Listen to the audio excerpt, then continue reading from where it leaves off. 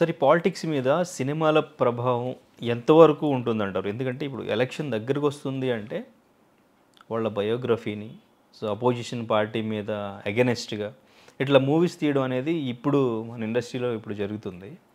So రీసెంట్గా కొన్ని movies release అయినాయి, వెళ్ళిపోయినాయి. సో ఎప్పుడు కాంట్రవర్సీలో ఉండే ఆర్జీవీ మూవీస్ మాత్రం పెండింగ్లో ఉన్నాయి, అలా డిలే అవుతూ వస్తున్నాయి. వ్యూహం శబ్దం ఆయన ఎప్పుడైతే అనౌన్స్ చేశాడో అప్పటి నుంచి కూడా అది కాంట్రవర్సీగానే ఉంది, ఇప్పటికీ స్టిల్ కాంట్రవర్సీగానే ఉంది. అంటే ట్రైలర్ చూసిన తర్వాత మీకేమనిపించింది? ఈ మూవీస్ ప్రభావం ఎంతవరకు ప్రజల మీద ఉంటుంది? అసలు ఆర్జీవీ సినిమాకి ఎంత స్టామినా ఉందంటారు మీరు? ఇప్పుడు 3 క్వశ్చన్లు అడిగారు మీరు ఇందులో. ఈ పొలిటికల్ బయోగ్రఫికల్ సినిమాలు ఎంతవరకు ఎఫెక్ట్ చేస్తుంది, దానికి ఆన్సర్ చేస్తాను. ఎఫెక్ట్ ఉండదు.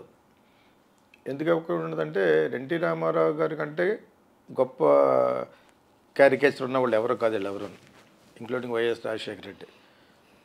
నటుడు ఒక ఊపాడు, బ్యాక్ బైట్ చేశారు, దాంట్లో చాలా సబ్జెక్ట్ ఉంది. బ్యాక్ బైట్ ఒకటి వాళ్ళు తీసిన సినిమాలు చూపించరు కదా. సో వాళ్ళ బయోగ్రఫీ తీయటమే మూర్ఖత్వం. అంటే బాలకృష్ణని పెట్టి అది ఒక రోజు ఆడలేదు, రూపాయి కూడా ఇవ్వలేదు, ఎవరన్నా ఫ్రీగా ఇచ్చినట్టున్నారు ఓటీటీకి. ఓకే, అవి పక్కన పెట్టు. సో ఈ సినిమాలు ఏమీ ప్రభావం చూపించవు. ఏదో ఒక ఫ్లాట్ చేసి రామగోపాల్ వర్మ వాళ్ళ దగ్గరికి వెళ్ళగలిగి ఇలా చేస్తే బాగుంటుంది, ఏదో విధంగా బురద చల్లుతాను వాళ్ళ మీద అంటే 2-3 కోట్లు ఇచ్చి ఉంటారు. ఆ 2-3 కోట్లలో 1 కోటి మిగిల్చుకున్నావు, లేకపోతే 2 కోట్లు మిగిల్చుకున్నావు, 1 కోటి రూపాయలు 2 సినిమాలు తీసాడు.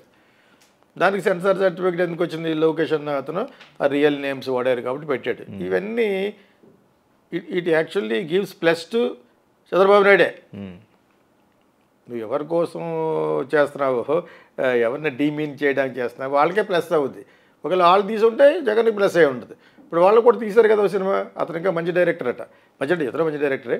అతను ఎవరు, రాజధాని ఫైల్స్, రాజధాని ఫైల్స్ కాకుండా చేశారు యాత్ర అటు, అతను బాగానే తీశాడు. అంచేత ఇంకా దాని గురించి బాగా మాట్లాడుకున్నారు. ప్రజల వీపీలేం కాదు, ప్రజలకు ఏ సినిమా ఏంటో తెలుసు. ఇతనికి సినిమా పరంగా స్టూప్ డౌన్, బాగా దిగజారిపోయాడు కాబట్టి. ఒకప్పుడు మంచి సినిమాలు తీసిన ఇప్పుడు దిగజారిపోయాడు కాబట్టి ఇతనికి స్టామినా లేదు. థర్డ్ క్వశ్చన్ కూడా ఆన్సర్ చేసింది. There will not be any stamina for వ్యూహం ఆర్ అది ఎందుకు వాళ్ళు ఆపడం, ఫ్లయింగ్ కిస్లు, ఇవన్నీ ఆల్ బుల్షిట్. కానీ అవి ఏం కాదు. అవి ఏదో విధంగా సాటిస్ఫై అవ్వడం కోసం మనం చాలా హ్యాపీగా ఉన్నట్టు చెప్పకపోతే జగన్ బండబూతులు తిడతాడు. ఎవరికైతే డబ్బులు ఇచ్చారో వాడు తిడతారు, అది ఇవ్వడం కూడా మానేస్తారు, లాస్ట్ పేమెంట్ కూడా ఇవ్వరు. అంచేది అది జరిగేది. అంచేది ఇది నిజం. అంచేది అతను నా స్కిన్ అతను కాపాడుకోవాలి కాబట్టి ఇలా చెప్తున్నాడు యాక్చువల్గా. తర్వాత సెన్సార్ క్యాన్సిల్ అవ్వడాలు ఉండదు. సెన్సార్గానే ఉంటుంది. సెన్సార్ ఇచ్చిన కట్టలు తీయకపోతే సినిమా రిలీజ్ చేయలేరు. ఓకే, వాళ్ళు షో కాస్ట్ ఒకటి ఇస్తారు, పల్లా దాంట్లో నువ్వు డైరెక్ట్ పేర్లు వాడేవో, సెక్స్ వాడేవో, ఇలాగ ఇస్తూ ఉంటారనమాట. అది చెప్పడం వరకే వాళ్ళు. ఓకే, సినిమాని మేము ఆపేస్తాం అని అనరు. దానివల్ల సినిమా ఎగ్జిబిట్ చేయలేళ్ళు క్యూ బోర్డు వాళ్ళను. సెన్సార్ పెర్ఫెక్ట్గా క్లియరెన్స్ ఇస్తేనే వీళ్ళు థియేటర్లో రిలీజ్ చేస్తారు. సో ఇక్కడ కాకపోతే రివైజింగ్ కమిటీకి వెళ్ళొచ్చు, ఎక్కడ ఢిల్లీలో చేసుకోవచ్చు, బాంబేలో చేసుకోవచ్చు. అసలు బిగినింగే అక్కడ పెట్టుకోవచ్చు. అతను మనం తెలియకేం కాదు, అతను చాలా హిందీ సినిమాలు తీశాడు కాబట్టి మనకంటే బాగా సెన్సార్ ఫార్మాలిటీస్ రామ్ గోపాల్ వర్మకే బాగా తెలియాలి యాక్చువల్గాను. అందులో మనం అధిక ఉండదు. కానీ అతను ఆ సినిమాల వల్ల బ్యాడ్ అవ్వదు వీళ్ళకి. ఆ సినిమా వల్ల యాక్చువల్గా వీళ్ళ మీద తీసేది అతని మీద బురద జల్లడం కోసమని సింపథెటిక్గా ఇప్పుడు రివర్స్లో ఆలోచిస్తున్నారు ఆడియన్స్. అందరు రివర్స్. యానిమల్ ఎందుకు ఆడింది? రివర్స్. సందీప్ రెడ్డి సినిమాలు ఎందుకు ఆడినాయి? రివర్స్ అయిపోయారు జనాలు. ఓకే, ఏది వద్దంటారో గవర్నమెంట్ అదే చూస్తారు. అంచేత ఇది పర్సనల్గా ఒకరి మీద ఒకరు బురద చల్లుకునే కార్యక్రమాల్లో తీసిన సినిమా కాబట్టి వాళ్ళు అన్ని విధాలా వాళ్ళని బ్యాడ్ చేయాలి అని చెప్పేసి జగన్ యాక్చువల్గా ఇగ్నోర్ చేసి ఉంటే వీళ్ళు ఎన్ని అరిచినా ఇగ్నోర్ చేసుకుని అతని పరిపాలన చేసుకుంటూ కొన్ని సవరణలు చేస్తామనే ఒక ఇదిగాని ఇస్తే ఇప్పటికీ అతనికే మెజారిటీ వస్తుంది. ఎస్పెషలీ బ్రాందీ షాప్స్ మీద అతను చేసిన ఆ ప్రయోగం తప్పది. ఈ డన్ బిజినెస్ చేసుకున్నాడు అతను. ఆ బ్రాండ్లు పెట్టి తర్వాత డిజిటల్ పేమెంట్ లేదు. ఎందుకు లేదు? ఒక కారణం చెప్పండి. సో ఇవన్నీ బ్యాడ్ అయిపోయాడు. అటువంటి ప్రతి ఒక్కళ్ళు టచ్లో ఉండే సబ్జెక్ట్ని పట్టుకోకూడదు. అంటే ఇప్పుడు ఒక డైరెక్టర్ అయినంత మాత్రాన ఒక హై ప్రొఫైల్ ఉన్న వాళ్ళని ఎవరినైనా తీసుకుని వీళ్ళకి నచ్చినట్టు ఈ సినిమా రూపంలో తీసేయచ్చు అంటారా వాళ్ళ పర్మిషన్ నచ్చినట్టు లేకుండా? కదా, నచ్చినట్టు అనే మాట తప్పది. బయోగ్రఫీ మరి ఇప్పుడు అంటే నిజాయితీగా తీయాలి. ఆయనకు నచ్చినట్టే తీసుకున్నాడు కదా ఒక వెర్షన్ లో. ఎవరు తెలుసు నచ్చినట్టుగా మనం అంటున్నాం, అది నిజమైన వాళ్ళు అంటారు ఇలా జరిగిందని. బ్యాక్ బైట్ చేయటం అనేది, ఆయనకి కాఫీ కూడా ఇబ్బంది ఎన్టీ రామారావు గారికి, కొన్ని కొన్ని నిజాలు ఉన్నాయి, నగ్న సత్యాలు అంటారు వీటిని. అదిలో మనకు నచ్చినట్టు తీసుకోవడం ఉంది, నిజమే. ఆ నిజాన్ని చూపించడానికి వాళ్ళకి ఇష్టం లేదు, వాళ్ళు తీశారు కాబట్టి వాళ్ళకి ఇష్టం. వాళ్ళు ఇతనికి అపోజిషన్ వాళ్ళు ఎందుకు వాళ్ళ మీద నాదెండ్ల భాస్కరరావు గారిని అడిగితే అన్నీ బ్యాడే చెప్తాడు రామారావు గారి గురించి. మరి అది నిజాలు కాదని ఎలాగంటాం? అంటే నిజమో అబద్ధమో అంటే ఇప్పుడు వ్యూహం శబ్దం కూడా తీయచ్చు. ఒక వ్యక్తి పర్మిషన్ లేకుండా వాళ్ళని డీఫేమ్ చేస్తూ ఇట్లా మూవీ తీసుకోవచ్చు. డెమోక్రసీ అంటే ఏంటి మరి? డెమోక్రసీ అంటే అదే, పేర్లు పెట్టకూడదు. పేర్లు పెట్టకుండా నమూనాలుగా పెట్టి తీయచ్చు. మరి మీరు ఏదో పేర్లు కూడా పెట్టేశారు అన్నట్టు కింద కంటుంటే అలా పెట్టకూడదు. మరి దాని గురించి సెన్సార్ ఆగింది. ఇప్పుడు మళ్ళీ పేర్లు మారుస్తారు. ఇప్పుడు ట్రైలర్లో ఉన్నది మూవీలో ఉండకపోవచ్చు. ఆ ట్రైలర్ మీద కూడా కేసేసి ఉంటే ట్రైలర్ ఆగును. మీకు అర్థమైందా? వాళ్ళు వేసేవాళ్ళు కూడా తెలివితేటలుగా ట్రైలర్ ఆపాలి, ఇది ఆపాలంటే ఆపును. యాక్చువల్ నేమ్స్ వాడేవాళ్ళు. ఇప్పుడు ముందు డిస్క్లెయిమర్ వేస్తాము మన యూట్యూబ్లకి, ఇది మాకు అందిన వార్తల ప్రకారంగా మేము చెప్తున్నాం అంటాం. సినిమాల్లో మేము వేస్తాం ఇందులో అన్ని నిజాలు, ఇది ఒక నిజ జీవితాన్ని ఆధారంగా తీసింది. కానీ సినిమా డ్రామాటైజేషన్ ఎందుకు చేసామంటే ప్రజల కోసం, ఆసక్తికరంగా ఉండడం కోసం. We have little dramatised the actual facts and also we have change the names for the convenience అని చెప్పి మనం పెడతాం కదా. అదేవిధంగా డిస్క్లైమర్లో ఉన్నవి విస్మరించి వాళ్ళ పేర్లే పెట్టేస్తే అర్థమేంటి? తప్పు చేస్తున్నాం కాబట్టి సెన్సార్ ఇవ్వలేదు. లేకపోతే లోకేష్ చెప్పిన వెంటనే దాన్ని ఏదో విధంగా ఓకే చేయించుకోవచ్చు. జగన్కున్న సెంటర్ ఇన్ఫ్లుయెన్స్లో తెలిసిపోద్ది, అది బూమరాంగ్ అవుద్ది. ఎందుకంటే సెంటర్లో వాళ్ళు వాళ్ళే ఉన్నారు కదా, బీజేపీ వాళ్ళతో చెప్పించి ఆర్ఎస్ వాళ్ళతో చెప్పించి చేయొచ్చు. Because they are all strongly against Chandrababu Naidu. కానీ చేయరు.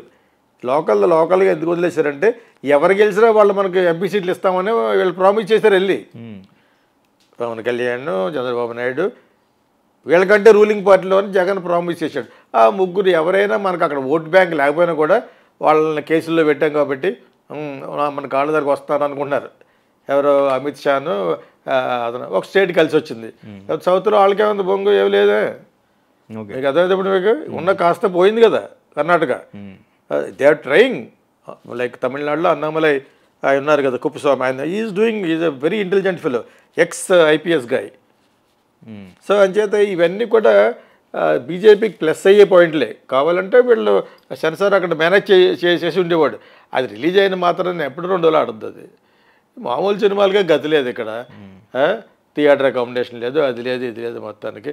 అంచేత అవి అది డీమీన్ చేయకూడదు. కానీ డిలే అవ్వడానికి కూడా ఆయన అనుకున్న థియేటర్లు మాకు దొరకట్లేదు, అందుకే మేము కొంచెం ఇప్పుడు దొరకవు. ఆ సినిమాకి ఎవడెత్తాడు? వెళ్తాడు సినిమా డబ్బులు కొనుక్కుని? రేపేళ్ళుండో ఓటీటీకి వస్తుంది, చూస్తాడు. సైంధవ్ లాంటి సినిమా వచ్చేసి వస్తుంది. నేను అక్కడికి వచ్చినా కూడా చూడలేదు నేను. ఎవడు చూస్తాడు? ఎన్ని చాలా వెరైటీగా, చాలా దాని ఏమంటే బజ్ అయిన సినిమా అని చూస్తారు. హనుమాన్ అది ఒకవేళ సబ్స్టాండ్గా ఉందో లేదు ఇంకా చూడలేదు, కానీ అటువంటిది చూస్తారు. మిగతా సినిమాలు నేను ఎందుకు చూస్తారు? థియేటర్కి ఎందుకు చూస్తాడు? వెళ్ళి 100-200 ఖర్చు పెట్టుకుని అది ఇంట్లో కూర్చుకుని 200 పెడితే నీకు మొత్తం ఓటీటీలో వస్తుండే. అసలు ఈ సినిమాని ఎవడు చూస్తాడు? Time is money. ఎవడు అక్కడక్కడ ఫాస్ట్ ఫార్వర్డ్ చూస్తాడు. చంద్రబాబు చూస్తాడు 5 నిమిషాలు అయిపోయి సినిమా. అర్థమైంది నీకు? ఆ టైప్ ఆఫ్ కేటగిరీ సినిమాలు ఇవన్నీ. ఎవడో ఈ సినిమాలు చూడడు.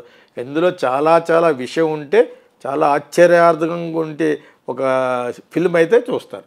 అది థియేటర్లో చూస్తారు.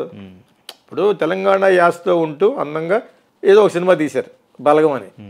అంత బాగా ఆడద్దని వాళ్ళకే తెలియదు పాపం. తీయడం బాగా తీశారు.